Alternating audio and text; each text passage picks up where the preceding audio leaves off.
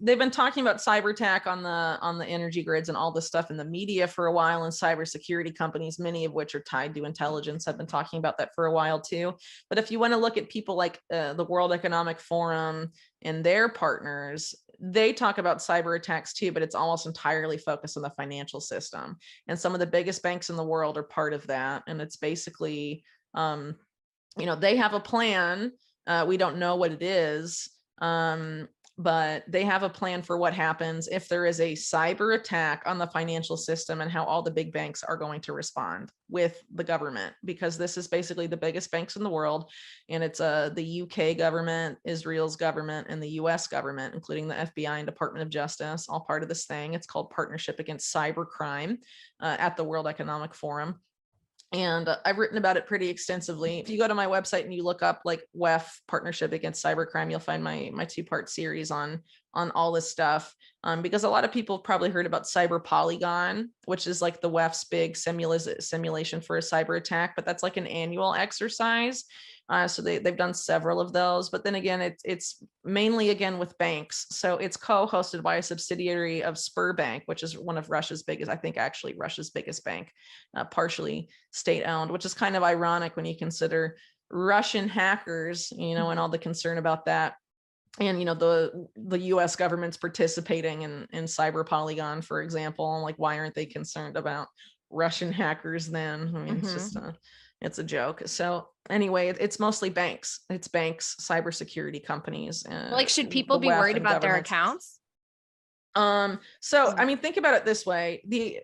And a lot of people in the finance world pretty much know this. The economic collapse is basically an inevitability at this point, like a mathematical inevitability. The question is just like when it's going to collapse. And so obviously the people in power know that, and they want to manage that collapse to, herd people into CBDCs. At least we can see that whole picture now. Maybe a couple of years ago that wasn't so obvious, but now it's pretty obvious. Right.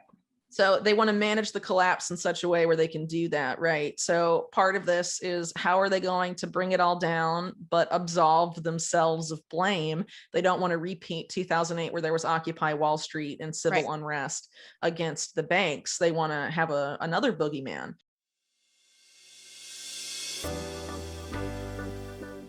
Basically, we have to decentralize, right? And at the local level, we have to start building parallel structures to the stuff going on. I mean, I'm sure you guys, you talk about this, CBDCs. Once that comes out, I mean, it's like game on. Like, you join that system, you are signing away, your freedom for good, pretty much. So something has to happen before then, or people have to prepare before then, and have some sort of parallel structure in place. There's manufactured energy and food crises on the horizon in the US and a lot of the world.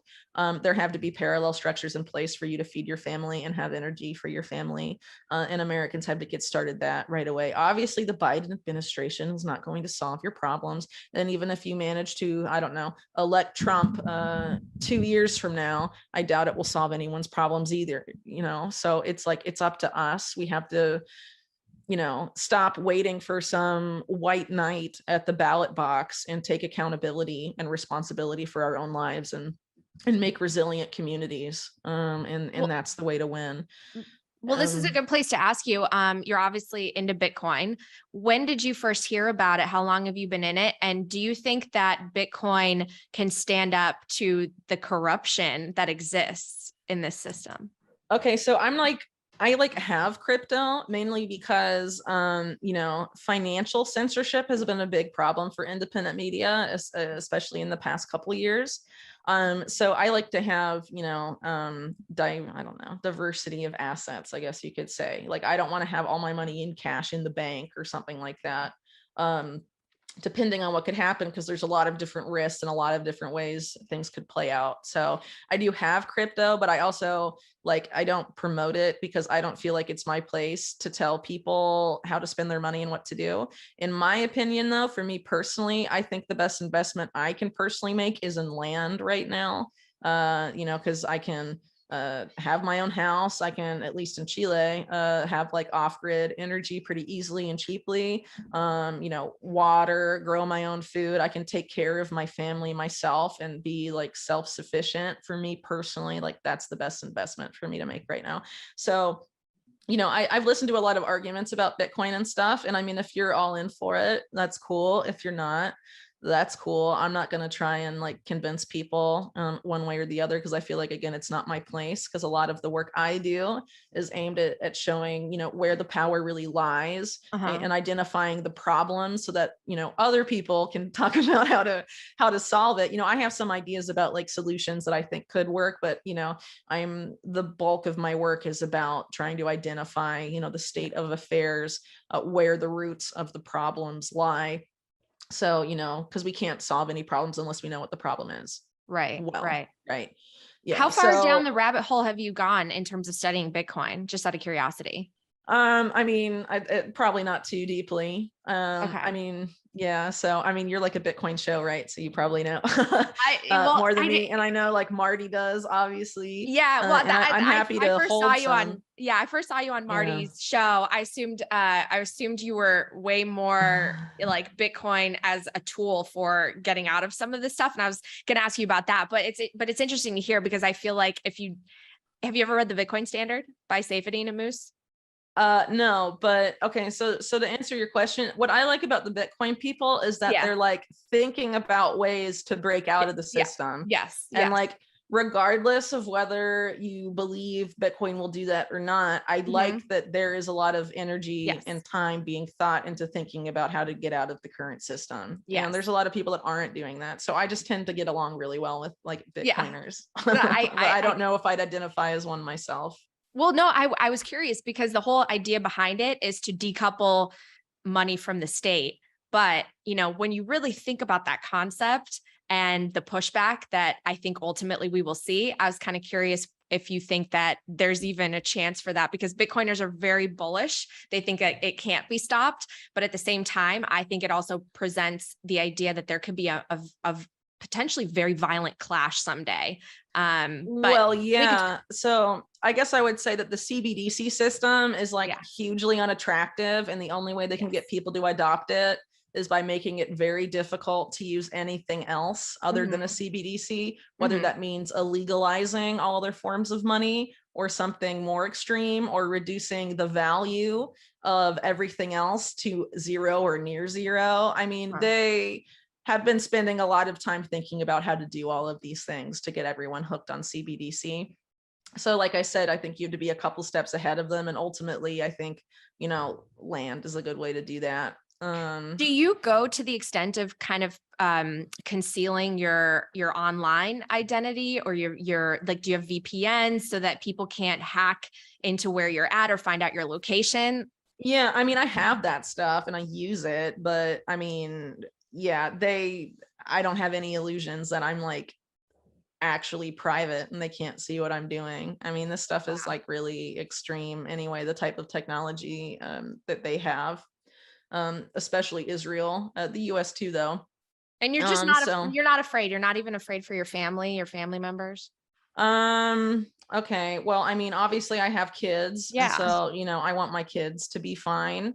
But as I see it, fear, it weakens you. And so, there's a reason why with the COVID stuff and everything else, it's been a lot of fear on the population. People who are afraid are easy to control. Yep. And to paraphrase Dune, one of the most famous science fiction books, I guess they're making it into a movie. It's whatever. But anyway, the book, right, is pretty old. And there's a line in there that says something like, fear is the mind killer. It's very true. I mean, if you're afraid all the time, they're going to take you for a ride. They're going to take you to town and you're not going to win. So the only way to beat these people is to literally have zero fear of them. Well, I know you've talked before, it seems like that type of environment, it thrives on crisis, right? Because that sparks a lot of fear, and then people give up control and freedom. So we're going from the COVID to, it seems like, a climate crisis, right? And a lot of Bitcoiners talk about this. We're hearing in the news more and more about the World Economic Forum. Can you explain a little bit about WEF and maybe Klaus Schwab, for people out there that don't know, when they hear these names, they're like, what's going on?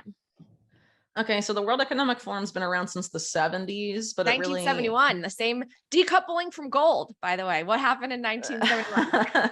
Yeah, I mean, a lot of stuff went on. So basically, Klaus Schwab is sort of like a pupil of Henry Kissinger, who, for people that don't know, Secretary of State under Nixon, you may know him best for, but he's really just a part of the internationalist camp, sort of a stooge, I guess you could say, for the Rockefeller family, who are tied to a lot of things, including, the Trilateral Commission, which basically pushes more or less for global government, and the Council on Foreign Relations and a lot of other influential think tanks. Anyway, the World Economic Forum was basically created as a think tank. It later styled itself as the premier promoter of public-private partnerships, as they're often called today. But what they really are the merging of the state with corporations, which historically has been defined as fascism. And I don't really see it as anything different than that. So over time, the WEF has basically promoted public-private partnerships everywhere. And essentially, as far as the power structure in which it is influential, I want to put them at the top, but in which, the network in which they reside. People like Ian Davis have called it the global public-private partnership. I think it's fair to say that. So basically, what these institutions do is they sort of create policy that is then basically given to governments, and the governments don't really create the legislation they pass anymore. They just basically do it. There's people in the middle, I guess. So I don't know. If you look at something like the Bill and Melinda Gates Foundation, for example, they either create policies or they take them from places like the WEF or the CFR, or groups like that. And then they go to governments. A lot of times they give money to governments, or they give money to the UN or the WHO or something like that. And they're like, adopt these policies.